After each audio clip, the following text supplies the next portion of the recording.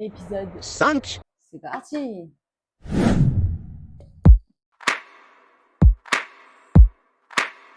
Célia enquête pour vous.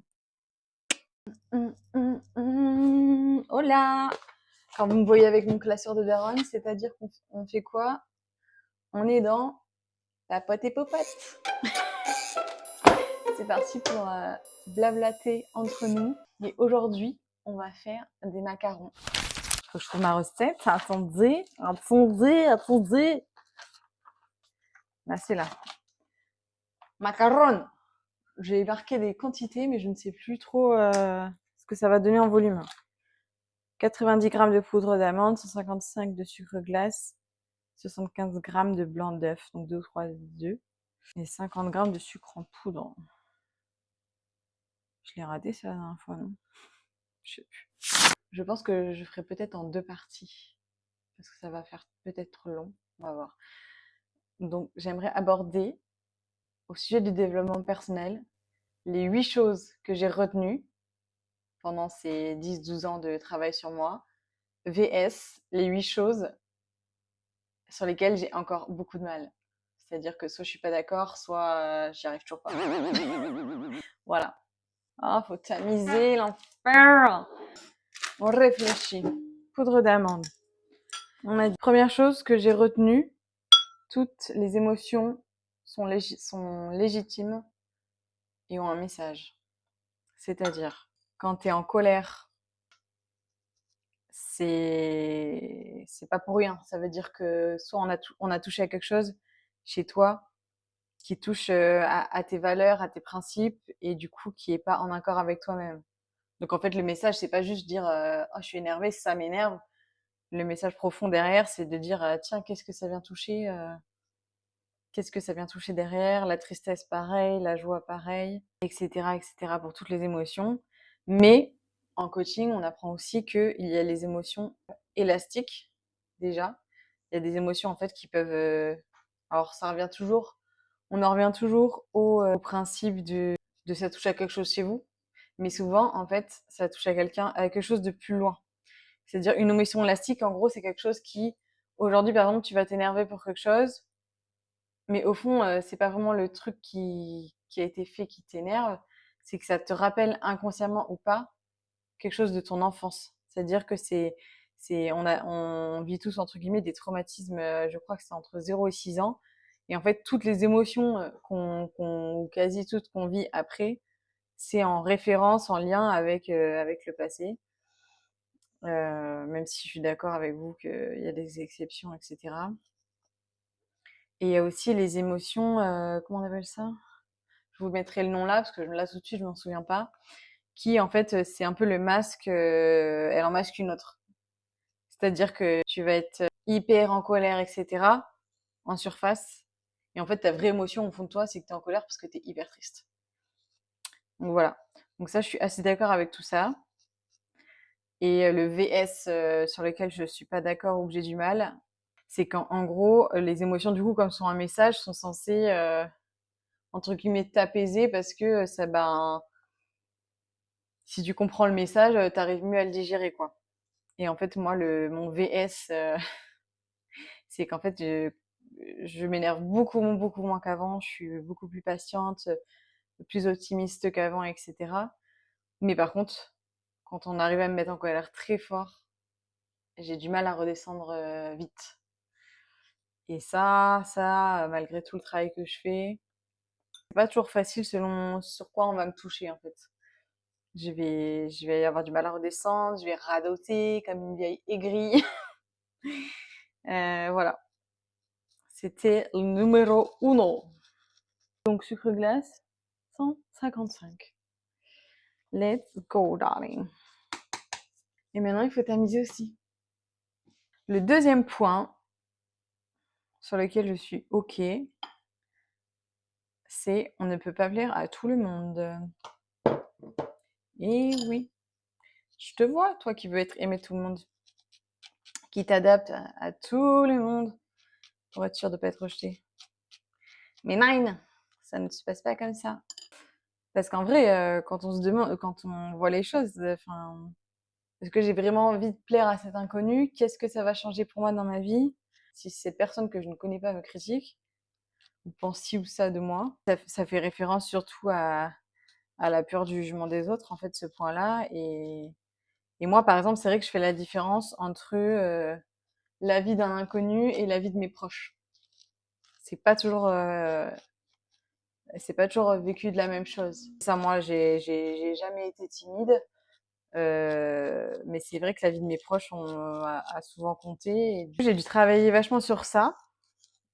Et maintenant, du coup, j'arrive à passer outre dans le sens où, avant, par exemple, je m'empêchais, je sais pas, de mettre tel vêtement parce que X personne de mes proches m'a dit qu'elle l'aimait pas, parce que ça remettait tout en question, en fait, etc. Et maintenant, j'ai passé le stade de, ok, la critique, le fait de critiquer me dérange, mais par contre, maintenant, je fais ce que je veux. J'ai aucune gêne. Ah, bah, ça lui plaît pas, c'est pas grave, c'est pas mon problème. Mais selon la critique que c'est vrai que ça peut encore pas me toucher. C'est pas la critique qui va me toucher, c'est le fait que la personne ait besoin, alors que c'est un proche, hein, famille, ami, tout ce qu'on veut, euh, bah, que la personne ait besoin de donner son avis alors que je l'ai pas forcément demandé. Moi, en tout cas, je fonctionne comme ça. Je sais qu'il y a certains de mes proches qui, eux, préfèrent que je leur dise mon avis. Et de toute façon, j'ai envie de te dire, que ce soit les proches, pas les proches, etc., on sera toujours critiqué. Toujours, toujours. Il y aura toujours quelqu'un qui aura quelque chose à dire. Encore récemment, j'ai vu Lena Situation qui a fait un post en affichant les commentaires des gens qui lui disaient ah bah là t'es trop grosse et sur une autre photo ah bah là t'es trop mince ou ah oui c'était sur sa tenue aussi de ah bah là t'es vachement dénudée et l'autre ah t'es vachement couverte. Donc en fait peu importe. Je vais être la grosse de quelqu'un, je vais être la mince de quelqu'un, etc., etc. Et moi, c'est vrai que voilà, hein, l'être humain, c'est vrai que c'est pas facile. Hein, on est entre guillemets éduqué là-dedans. On donne notre avis facilement, on peut critiquer plus ou moins facilement. Et moi, à partir du moment où je me suis dit, ok, t'aimes pas qu'on te critique, c'est Léa, donc vraiment travaille sur ça aussi. Essaye de critiquer le moins possible, essaye de voilà d'être douce et gentille avec toi et avec les autres. Et voilà, les boulettes sont toujours possibles, hein, mais c'est vrai que moi j'aime bien la phrase ne fais pas à autrui ce que t'aimerais pas qu'on te fasse à toi-même, quoi. Donc voilà, c'était sur le point sur lequel je suis d'accord. Le VS, du coup, c'est ah bah le VS, je vous en ai déjà parlé. Du coup, c'était ça, c'était mon le petit point le petit point d'exclamation où je vous dis que ben oui, la critique ne m'atteint plus, mais selon la personne qui va me critiquer de mes proches, ça va m'atteindre un petit peu. Pas la critique toujours, c'est ce que je disais, mais plutôt le fait que la personne ait besoin de le faire, quoi. Enfin, le besoin. Euh, les gens généralement le voient pas comme ça, hein. C'est pas un besoin, c'est naturel. Un naturel, le naturel qui revient au galop, on va dire. Donc je récapitule. On ne peut pas plaire à tout le monde, et tant mieux. Et la peur du jugement, je l'ai intégrée maintenant et je l'ai travaillé pour ne plus la subir. Donc ça, c'est ok. Le versus, les critiques des proches, parfois ça reste compliqué. On va y arriver hein, à tamiser ces 155 grammes de sucre, dis donc. Ça va être très très long là. Je vais continuer sans vous là. J'ai tamisé le sucre, j'ai mélangé le sucre tamisé avec la poudre d'amande tamisée. On le met de côté. J'ai préparé 50 grammes de sucre. Les jaunes d'œufs, on les utilisera plus tard. Et les blancs d'œufs à fouetter et en ajoutant le sucre, du coup, en 3 fois, petit à petit. Et ça, je vais le faire sans vous parce que vous n'allez pas du tout. Et du coup, je vais aborder avec vous avant le troisième point. C'est mon favori. C'est celui que je trouve le plus vrai. Le plus vrai et le plus enfin pas le plus vrai, c'est que ça a été le plus impactant dans ma vie. C'est des phrases que mon frère jumeau m'a dit une fois, de quelqu'un lui avait transmis aussi. C'est la phrase attention banger, pas du tout. Anticiper ses problèmes, c'est les vivre 2 fois. C'est bon pour vous? Anticiper ses problèmes, c'est les vivre 2 fois.